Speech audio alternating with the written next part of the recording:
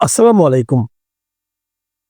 প্রিয় দর্শক, অন্য মঞ্চের আলোচনায় আপনাদের সকলকে দর্শক, 28শে জানুয়ারি আমাদের ভিডিওর শিরোনাম ছিল হ্যাঁ ভোটের মিশন, আমলাদের জেলাতঙ্ক, মুখোমুখি ইসি ও সরকার।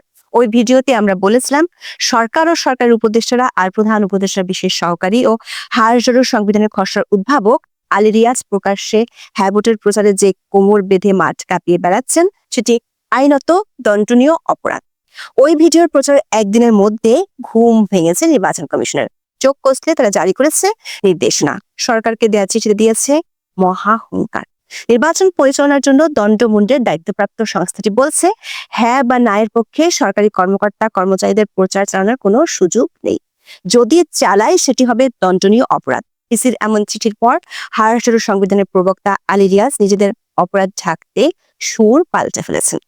আগে তিনি দাবি করেছিলেন বড় বড় আইনজীবী আর সংবিধান বিশেষজ্ঞরা রায় দিয়েছেন হ্যাঁ ভোটের পক্ষে প্রচার চালাতে কোনো বাধা নেই, কিন্তু ইসির চিঠির পর তিনি বলছেন আইন বিশেষজ্ঞদের সাথে কথা বলে বিস্তারিত জানাবেন। অধ্যাপক আলী রিয়াজ যতই নতুন কোনো ব্যাখ্যা খুঁজুক না কেন, সূত্রগুলো বলছে ইতিমধ্যে দণ্ডযোগ্য অপরাধে জড়িয়ে গেছে অধ্যাপক ইউনূস প্রশাসনের সর্বোচ্চ পর্যায়ের অনেক কর্তা ব্যক্তি। প্রশ্ন উঠেছে, সরকারের শীর্ষ পর্যায় থেকে শুরু করে মাঠ পর্যায়ে যেসব কর্মকর্তা 1.5 মাস ধরে যে আইন লঙ্ঘন করলেন তার প্রতিকার কিভাবে হবে? সেই সঙ্গে কোটি কোটি টাকা মৎস্যের দায় চাপবে কাদের ঘাড়ে? সূত্রগুলো বলছে সরকারের কর্মকাণ্ডের বৈধতা চ্যালেঞ্জ এবং শাস্তি দাবি করে শিগগিরই রিট দায়ের হতে পারে উচ্চ আদালতে। হ্যাঁ ভোটের প্রচারে সরকার যে 6 মন্ত্রণালয়কে 140 কোটি টাকা বরাদ্দ দিয়েছে তা নিয়ে পড়েছে মহাবিপদে। ইসির চিঠি পাওয়ার পর সরকারের বেশ কয়েকজন উপদেষ্টা যারা এতদিন হ্যাঁ ভোটের প্রচারে আদা জল খেয়ে নেমেছিল, তারা এখন এমন অজ্ঞতার জন্য অধ্যাপক রিয়াজকে দায়ী করছেন, খুঁজছেন আইনি জটিলতা থেকে পার পাওয়ার পথ। বিস্তারিত জানতে চলুন। সবকিছু ঠিকঠাক থাকলে 12 ফেব্রুয়ারি জাতীয় সংসদ নির্বাচনের পাশাপাশি হবে জুলাই সনদের উপর গণভোট। এই সনদে 80টিরও বেশি সংস্কার প্রস্তাব রয়েছে, যার মধ্যে 49টি প্রস্তাব সরাসরি সাংবিধানিক পরিবর্তনের সঙ্গে সম্পর্কিত।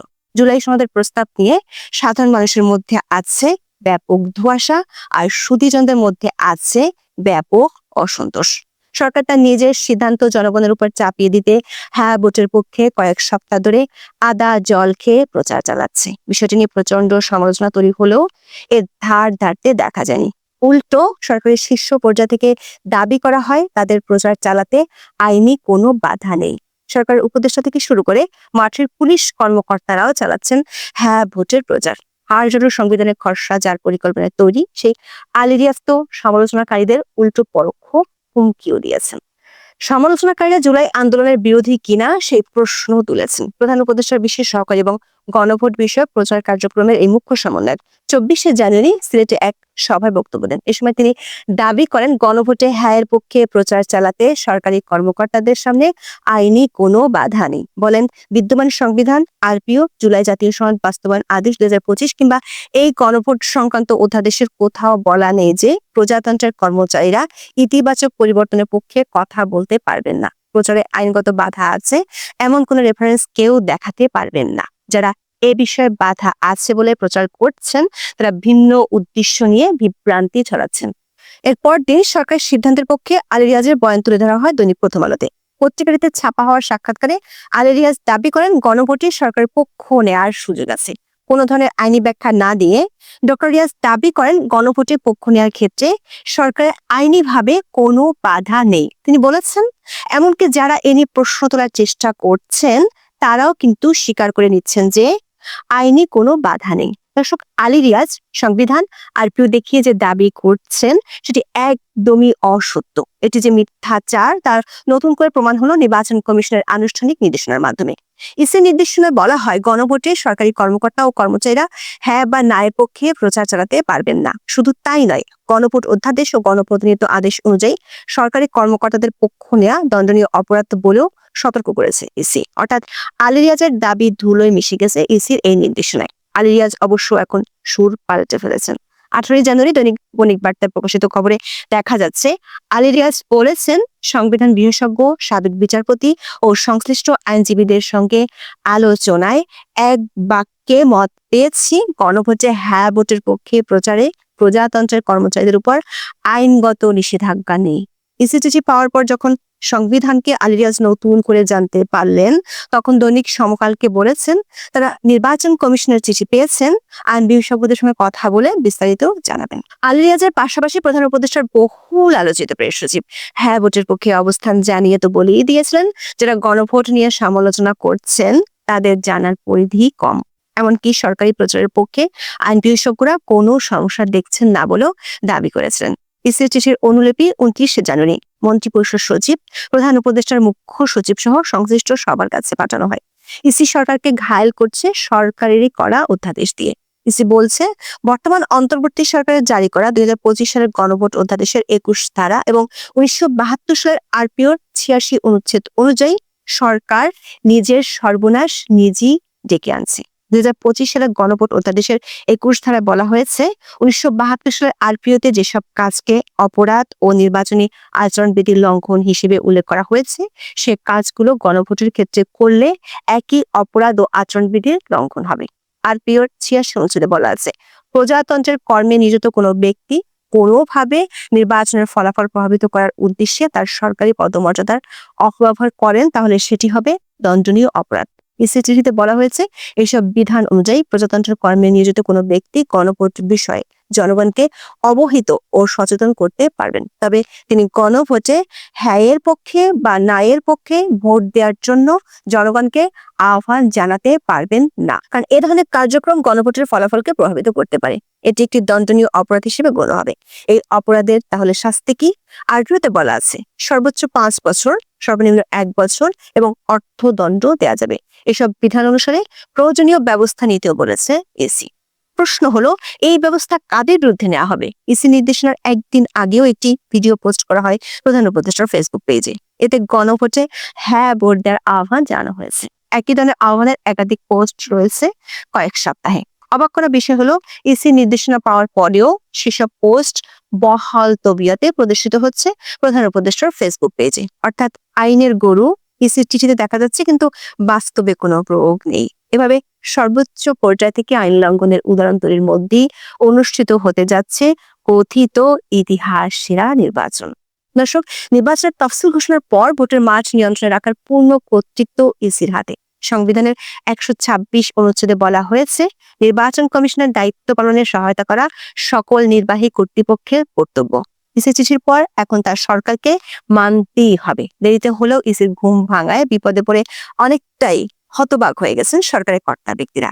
ভোট গ্রহণের মাত্র 12 দিন আগে ইসির এই নতুন নির্দেশনা মাঠ পর্যায়ে কতটুকু বাস্তবায়ন সম্ভব তা নিয়েও প্রশ্ন উঠেছে। কারণ মাঠ পর্যায়ে সরকারের সব কর্মকর্তা ইতিমধ্যে হ্যাঁ ভোটের পক্ষে প্রচারে নেমে পড়েছেন। জাতির উদ্দেশ্যে 19 জানুয়ারি অধ্যাপক ইউনূস হ্যাঁ ভোটের পক্ষে বিশেষ ভিডিও বার্তা দিয়েছিলেন। সরকারের পক্ষ থেকে গণভোটের প্রচারের জন্য 140 কোটি টাকা বরাদ্দ দেওয়া হয়েছে। এই 140 কোটি টাকার এখন কি হবে? ইতিমধ্যে সব দপ্তরের কর্মকর্তা কর্মচারীরা হ্যাঁ ভোটের পক্ষে প্রচারে নেমে পড়েছেন। সরকারি সব কার্যালয়, ব্যাংক, বিমা সহ সব ধরনের স্থাপনায় হ্যাঁ ভোটের পক্ষে ব্যানার, বিলবোর্ড টানানো হয়েছে। সূত্রগুলো বলছে, সরকার একটি পক্ষের চিন্তা ইসি নির্দেশনা ঠেকাতে নতুন করে গণভোট অধ্যাদেশে সংশোধনী আনার চিন্তা করছে সরকার, কিন্তু সেটি হলে বিপদ আরো বাড়বে, কারণ তাতে প্রমাণ হয়ে যাবে এতদিন যে প্রচার চালিয়েছিল তা বিদ্যমান আইন অনুযায়ী অপরাধ হিসেবেই গণ্য হবে। সরকারের বিপদ বেড়ে যাওয়ার আশঙ্কা আছে। আর একটি খবরে সূত্রগুলো বলছে, রবিবার কোর্ট খুললে এনে উচ্চ আদালতে রিট করতে পারেন একদল আইনজীবী। সেটি হলে পুরো গণভোটই প্রশ্ন এবং বাধার মুখে পড়ার আশঙ্কা দেখা দিবে। ওই আইনজীবীদের ধারণা, ইসি নির্দেশনার পরও গায়ের জোরে চলা এই সরকারের আচরণে কোনো পরিবর্তন আসবে না বলেই তাদের ধারণা। সেক্ষেত্রে ইসির পক্ষে তেমন কোনো ব্যবস্থা নেওয়া সম্ভব হবে না।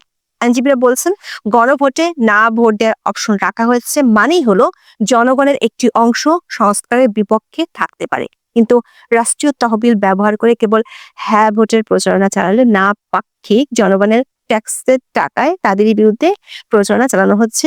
এটি একটি গভীর নৈতিক ও আইনি সংকট। এটি সাম্য ও ন্যায় বিচারের নীতির পরিপন্থী। এছাড়া 1979 সালের প্রজাতন্ত্রের কর্মচারী আচরণ বিধিমালার ধারা 25-3 অনুযায়ী কোনো সরকারি কর্মচারী কোনো নির্বাচনী প্রচারে প্রভাব খাটাতে পারেন না। দর্শক, শেষ পর্যন্ত বর্তমানে ব্যাখ্যাতীত সরকার ইসির ব্যাখ্যাকে যদি অগ্রাহ্য করে, তাহলে পুরো নির্বাচনী এক জটিল সংকটের মুখে পড়ে যেতে পারে। অবশেষে মার্কিন যুক্তরাষ্ট্র এবং ভারতের মধ্যে ফ্রি ট্রেড এগ্রিমেন্ট হতে চলেছে, তার সম্ভাবনা দেখা দিয়েছে। কারণ ভারতের সঙ্গে মার্কিন যুক্তরাষ্ট্রের যে বিষয়টা নিয়ে আটকে ছিল সেটা হচ্ছে বাংলাদেশ ইস্যু এবং সঙ্গে দক্ষিণ পূর্ব এশিয়ার মার্কিন যুক্তরাষ্ট্রের অবস্থানগত কৌশলগত অবস্থান, এই নিয়ে একটা বড়তর গন্ডগোল দুজনের মধ্যে লেগেছিল। এই একটাই কারণে এফটিএ আটকে ছিল, সব দেশের সঙ্গে হয়ে গিয়েছে। এখন শেষে ইউরোপিয়ান ইউনিয়নের সঙ্গে যখন ট্রেড এফটিএ হয়ে যায়, সেই সময় কিন্তু ট্রাম্প কিন্তু চাপে পড়ে যান, আরো বহুমুখী চাপে পড়েছেন, সেটা আমি পরে বলছি।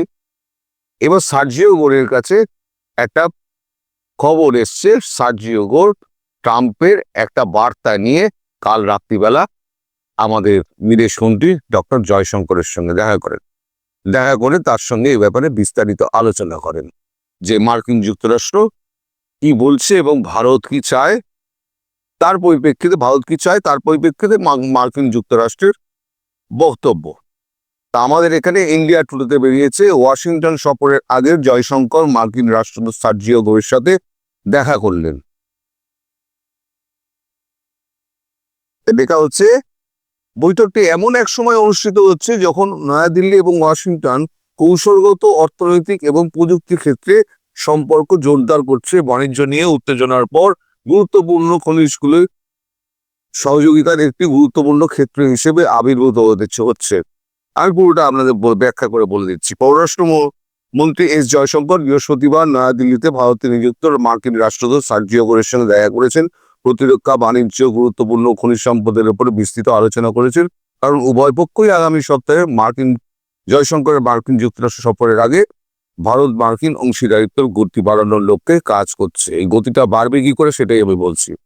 বৈঠকটি এমন এক সময় অনুষ্ঠিত হচ্ছে যখন নয়াদিল্লি ওয়াশিংটন কৌশলগত, অর্থনৈতিক এবং প্রযুক্তিগত ক্ষেত্রে জোরদার করছে বাণিজ্য নিয়ে উত্তেজনার পর গুরুত্বপূর্ণ খনিজগুলির সহযোগিতার একটি গুরুত্বপূর্ণ ক্ষেত্র হিসেবে। এই একই খবর করেছে CNBC 18। তারা লিখছে, Jaishankar discusses many dimension of India US ties with গোর অ্যাহেড অফ ওয়াশিংটন ভিজিট। এটা করেছে আপনার CNBC TV9।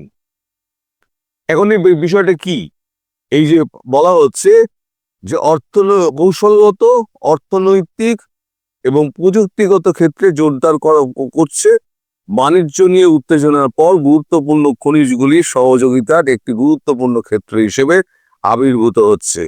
বিষয়টা হচ্ছে সেটা হচ্ছে সম্পূর্ণ ওই বাংলাদেশ। আমি যেটা বরাবর আপনাদের কাছে বলে আসছি যে বাংলাদেশ থেকে যতক্ষণ না মার্কিন যুক্তরাষ্ট্র পা তুলছে ততক্ষণ পর্যন্ত ভারত এই এফটিএ করবে না। এবং মার্কিন যুক্তরাষ্ট্র আটকে বসছিল। ট্রাম্পের একটা গুণ ছিল যে যতক্ষণ না মোদি তাকে হ্যালো ট্রাম্প যতক্ষণ না বলছেন, হ্যালো মিস্টার ট্রাম্প বা হ্যালো মিস্টার প্রেসিডেন্ট ট্রাম্প, ততক্ষণ পর্যন্ত মানে ট্রাম্প খুশি হননি। উনি বলেছেন আমাকে খুশি করতে পারেননি। তা মোদিজি খুশি করার দিকে হাঁটেননি। মোদিজি নিজের জায়গায় বসছিলেন চুপ করে, যে কত লড়বি লড়, তোর দেশের মানুষ যদি না খেয়ে মরে তাহলে আমার কিছু যায় আসে না। এখন সেই জায়গায় এমন একটা মানে দেখুন, পাবলিক প্রেশার হচ্ছে এমন একটা জিনিস না যেখানে আচ্ছা আচ্ছা মানুষকে, আচ্ছা আচ্ছা দেশের নেতাকে কিন্তু নতি স্বীকার করতে হয়।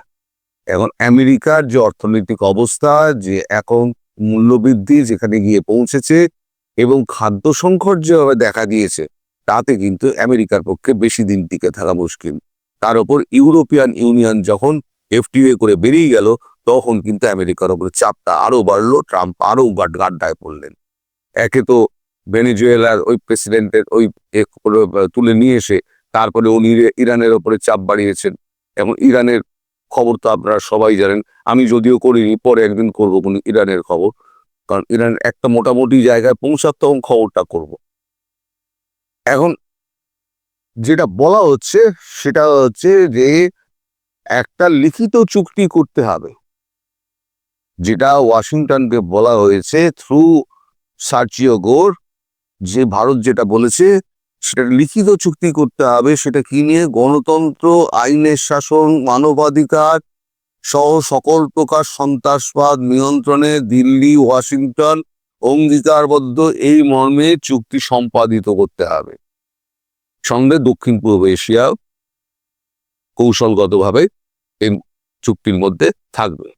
অর্থাৎ দক্ষিণ পূর্ব এশিয়া এবং বাংলাদেশ সহ সমস্ত ক্ষেত্রে মার্কিন যুক্তরাষ্ট্র এখনো আর নাক গলাবে না, এবং কি কি বিষয়ে সেটা হবে, সেটা গণতন্ত্র, আইনের শাসন, মানবাধিকার, সন্ত্রাসবাদ নিয়ন্ত্রণে দিল্লি ওয়াশিংটন অঙ্গীকারবদ্ধ এই মর্মে চুক্তিটা হবে।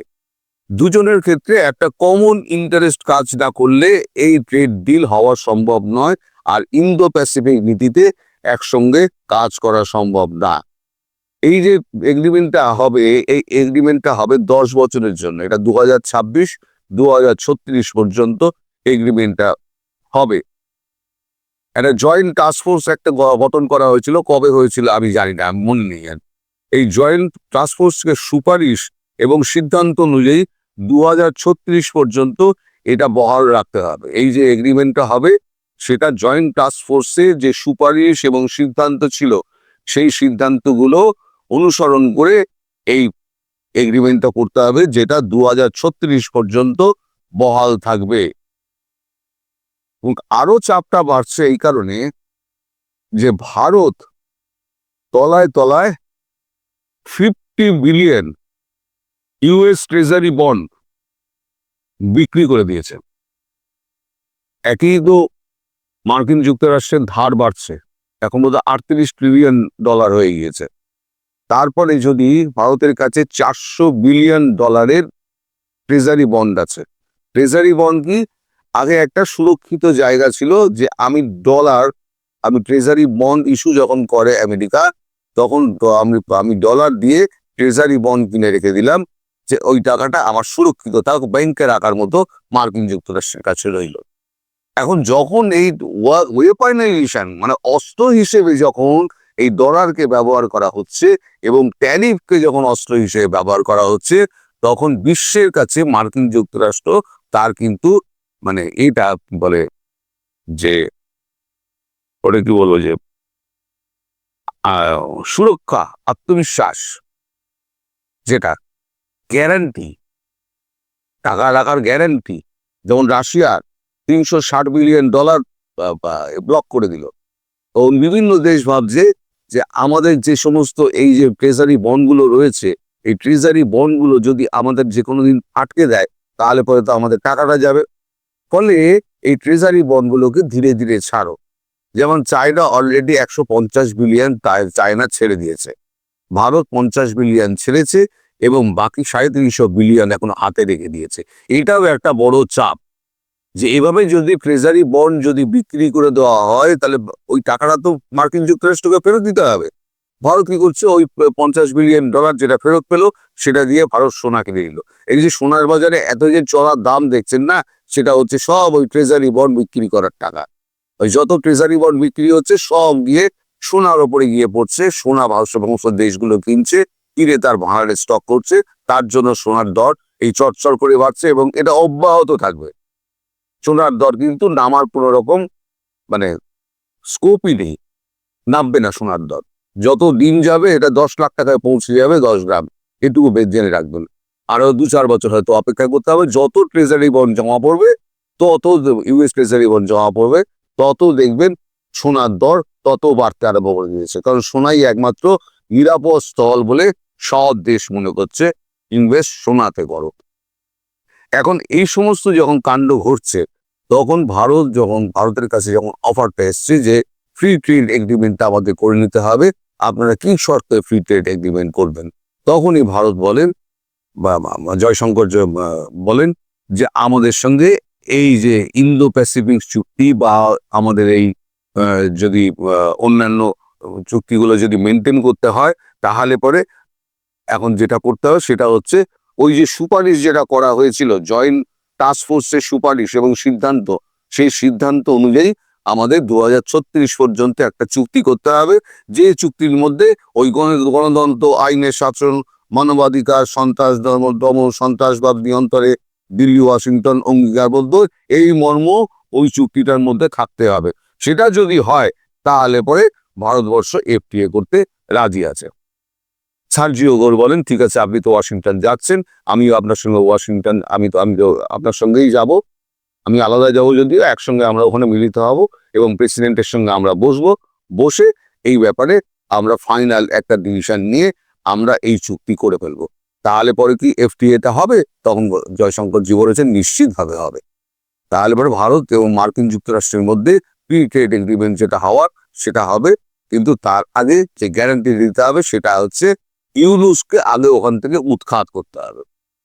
ইউনুস যতক্ষণ না উৎখাত হচ্ছে ততক্ষণ পর্যন্ত কিন্তু এই ফ্রি ট্রেড এগ্রিমেন্ট হবে না, পরিষ্কার জানিয়ে দেওয়া হয়েছে।